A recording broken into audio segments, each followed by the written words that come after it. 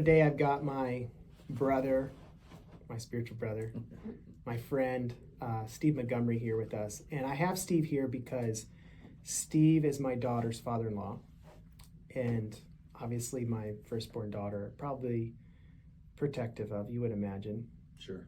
But Steve raised his second son, Micah, to be a good guy, godly guy, that was worthy of my trust. And so I wanted to interview Steve today as to somebody who's done a really good job of intentional parenting. So Steve, could you tell us more about you or parenting or what you did to raise such successful kids? Yeah, that's a big task. So my wife and I, we have, are you getting enough volume there? Okay. We have a total of 8 kids, and I'll start off. Our oldest is now 38. She's actually my wife's cousin that we adopted when she was 13. So we didn't jump into the infants, we jumped into the teenage female. When you started? When we started. So that was kind of an interesting start to being a parent, right? And it was also a scenario where she was coming from a troubled environment, so we had that on top of it. And I think really our story as a parent starts kind of there because with her coming out of that troubled environment, one of the things that Katie and I did was we sat down and we said, okay, what are our expectations of her? Let's put down a list of our expectations so that she knows. And you had to do that because she was a teenager, right? Teenager, and from where she was coming from, because she was coming out of an environment where her dad had some alcoholism and drug abuse issues, was going into a facility, and really she didn't have a parent that was helping her, transition into teenagehood, right? So we knew that there was going to be some challenges. We just didn't know exactly what we were jumping into. And so we were thinking, okay, we need to have it pretty well lined out of, here's the expectations, this is what we're going to expect of you. So when she first came to our house, we sat down with her and kind of laid out, here's expectations. But what we also did is we said, now, before you feed back to us what this means to you, we want you to take a day or so, come up with your expectations for us. So that then so you we gave can, it to her too. Yeah, then we can come to the table and say, okay, here's everybody's expectations. This is kind of what we're expecting of each other, and then move forward off of that. And what we realized was after we did that, this was probably a year or so after she'd been living with us, she was able to be a kid again. Up until that time, she was being the adult. Yeah.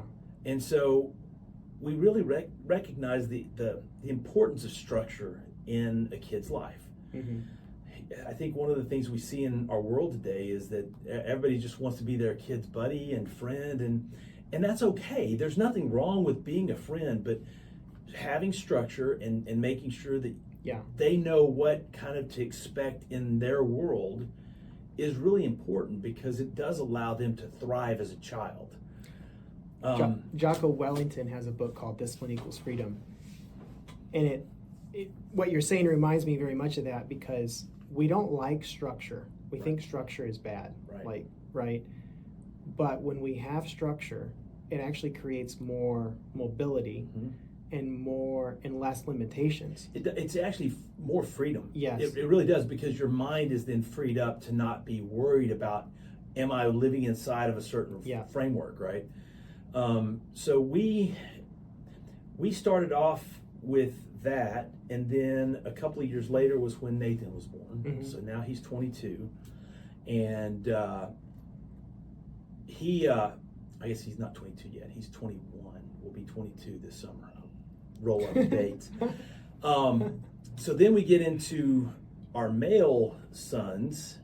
How many males in a row? So Nathan, Micah, Noah, Samuel, and Ezra. 5 in a row. 5 in a row. Yeah. So we know how to do boys, evidently. God was like, you're going to raise boys. And it definitely is different raising boys than a girl, as you very well know. But Nathan he was pushing boundaries at a young age, and that's just kind of what boys want to do. They want to know kind of where to go. But one of the things that Katie and I really talked about was not pushing our kids into the world before they really need to be. Yeah. Because what we were seeing was the society and the school structure and everything else that's out there is all, well, they're going to have to face all these things at some point. You might as well just throw it at them. And we're like, I don't agree with that. Yeah. There's a time and a place that, yes, they are going to face some of these things, but they really need to have the maturity, and every child is going to be different on that level. You have to evaluate them individually, because one child, at 13, they may be able to be, take on something like this. The next one may be a couple years after that. Don't you think you learn as a parent too? Like I know for us, we were probably overly strict on the first ones, and then we realized we could actually have more grace. Yes. And it'll be fine. I hear that from my older kids. Well, you would have never let us do that. And we're like, well, that's true. And I come from 10, right, and I very much saw it with my parents. Right. And I think as kids, you think mom and dad are lazy or whatever. And there might be a little bit of that, but I really do think it's us as parents growing into grace. Yes. And realizing, you know what, it's okay if Johnny does X, Y, Z. I don't have to be so hard on him. Well, and on that, what I've also found is it's easier to start restricted and then ease up on the restrictions, because communicate expectations. Once the genie's out of the bottle, I have so many families that have come to me over the years and said, man, I look at your family and we've got this teenager that's really struggling, but we're trying to clamp it down. Yeah. I don't know what to do with that, because you've let the genie out of the bottle and now you're trying to put it back in the bottle. It's almost impossible to do. Well, the only way you could do that would be to do what you did with Christy. Right. Christy, and that would be to have it sit down and say, hey, you're a teenager, you're becoming more independent. Yep. Let's talk about this. These are expectations we have. Yep. What are your expectations for us? Right. And you could. That would you could. That's about the only way, and even that is going to be challenging, because that requires that child to start making more mature decisions. Christy, I think, it was a relief for her to step back into childhood, because she already had seen being thrown to the wolves in the adulthood environment. Well, I think probably what you guys gave her was a relationship. Yes. And absolutely. prior to that, she didn't have that. And there was a line Ginger and I learned early on, and that was rules minus relationship equals rebellion. Yep. And I think that's a mistake parents make and you see it now so much with iPads and whatnot. They think they can raise their kid with a screen in front of them and they're good to go. Yeah. And these kids want that relationship with mom and dad. Right. And you probably see it with you will see it more with your girl. Yeah. But girls really like to talk at night way more than guys. Oh yeah. And I know you've got. I already see that. Going in and saying prayers with Ellie at night, she wants that. She wants that connection with me. Yeah. Not with mom. She's got a different connection with mom, but she wants me to come in to say prayers with her every night. She wants that relationship. Oh, and I'll tell you, we walk down the road, she wants to grab my hand. I'm holding that hand as long as she wants to hold that hand. So yes, it's a different relationship than I have with the boys. But maintain that relationship, right, and you can have those conversations with Ellie. That's right. That are more difficult when she's 15, 16. Exactly. Becoming independent and struggling to find herself. Her identity and where she fits. Right. Yeah, going back to the iPad and the screen thing, that was something that we were pretty strict on, and still are. A lot of families jump into allowing their kids to watch PG-13s in their, 9, 10, 11, or even earlier. We're strict. I mean, I've got a 13-year-old son, Ezra.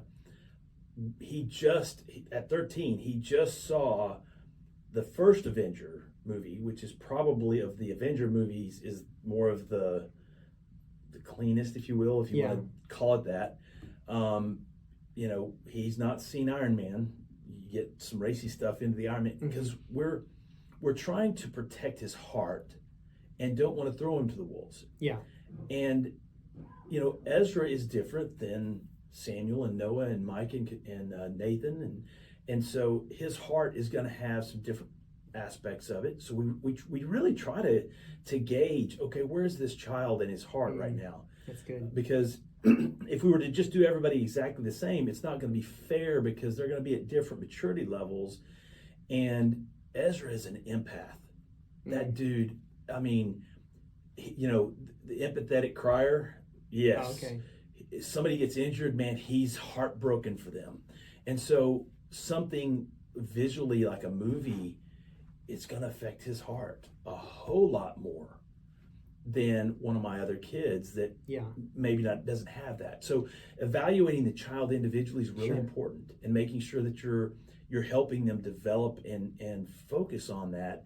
But again, the strictness of where you're going from media, from screen time. We do have a PlayStation as a household. Sure. We bring it out on birthday weekends. That's our tradition. It's an old PS2. We still buy a game or two, every now and then, but they're the old PS2 games. But you guys are intentional with it. We're intentional with Even it. in your... Right. It's not just they come in and they pull out the PS and start playing and check out from the world. We don't want that. In fact, we went to the point to where we were living in a suburb, North Edmond. Yeah. And we had about a half an acre lot in a subdivision, nice house, not great neighbors. Our neighbors were fantastic. But we wanted to make sure our kids were still utilizing their imagination. And in a neighborhood, it's somewhat limited, because you got space, you're only limited to what space there, right? Not as much creativity. Not as much creativity. So we thought, well, let's find some land. Let's move out on some land, and then they can be outside and use the outdoors for their creativity. And I will tell you, it's been the most beautiful thing for me. My kids have gone out and actually built kingdoms in our woods. And I mean literal kingdoms, not just the make-believes.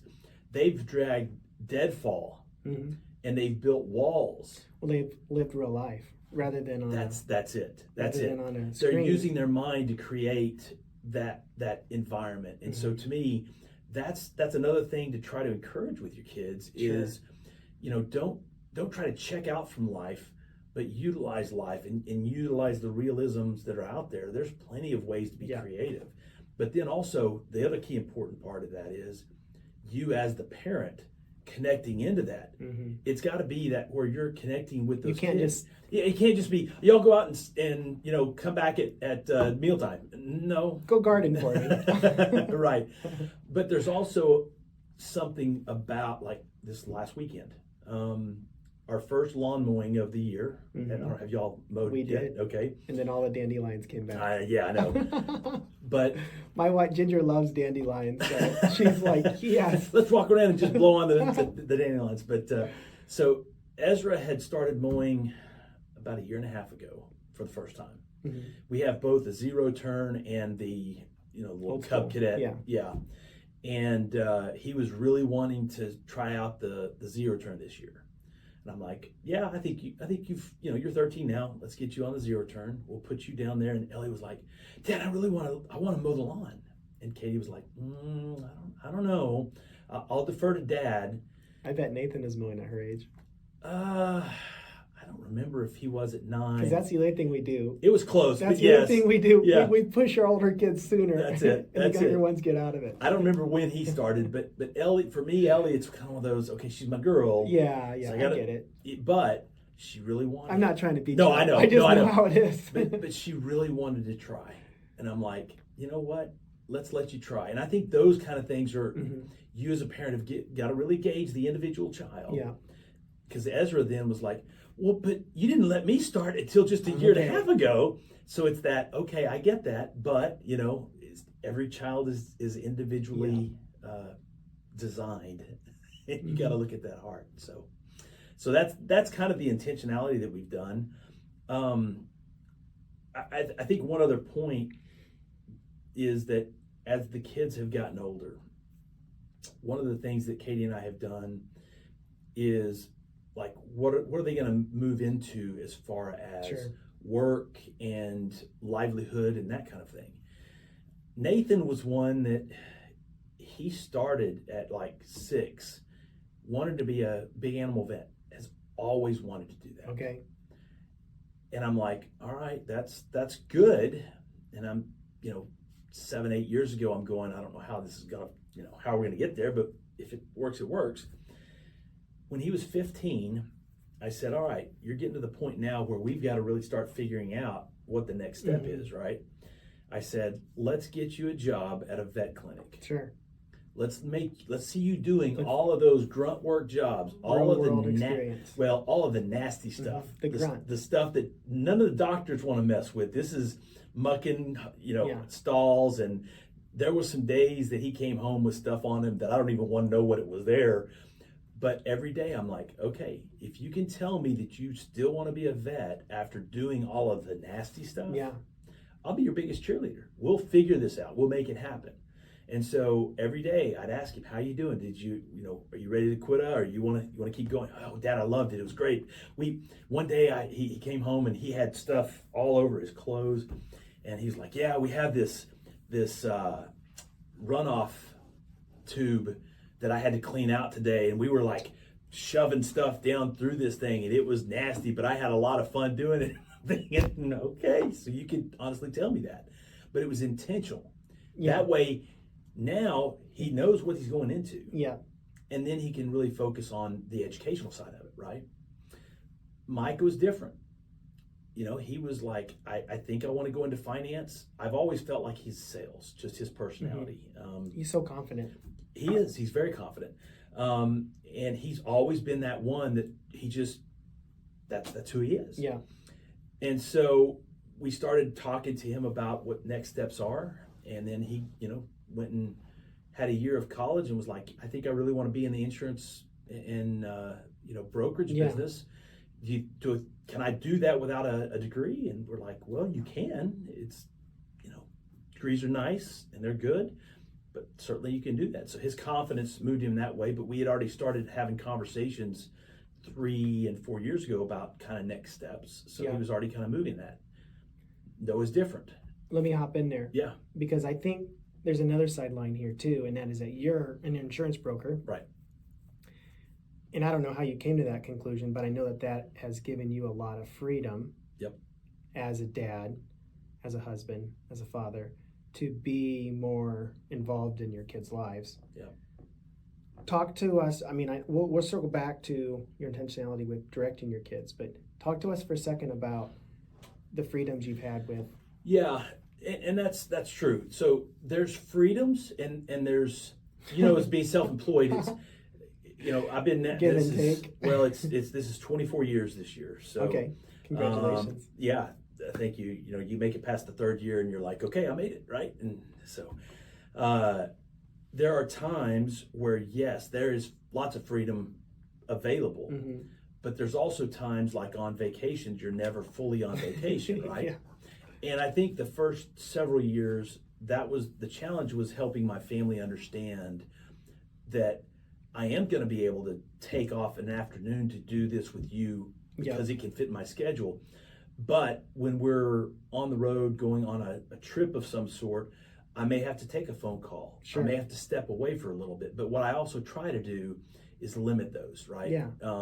It's not like I want to get on the road and have family time and then completely separate myself out there. So, well, the good thing about that is you can write those vacations off then, right? That's right. Yeah, exactly. I have a conversation, then it's tax write-off, right? If you're a CPA, I'd love to have feedback on that. So, but anyway, so the vacation's a give and take. Yes. But like I know that you're also a teacher on Thursdays. Yep.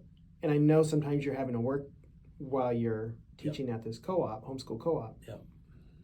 But that's a freedom that most guys don't have because they're working for somebody. Right. That 9 to 5 or 8 to 7, whatever the timeline is for most employees, you don't get that flexibility. And I want that flexibility. Yeah. I want to have that window of being able to engage with my family. Yeah. And being self-employed absolutely allows me that. Now, not everybody can be self-employed. Sure. It's not for everybody. And It doesn't come without its costs, financially, and Sure. there's just there's other things there. But don't you think even like moving to the country like you guys Mm-hmm. did? I mean, that was a decision, a conscious decision you guys did. It had its cost. Yep.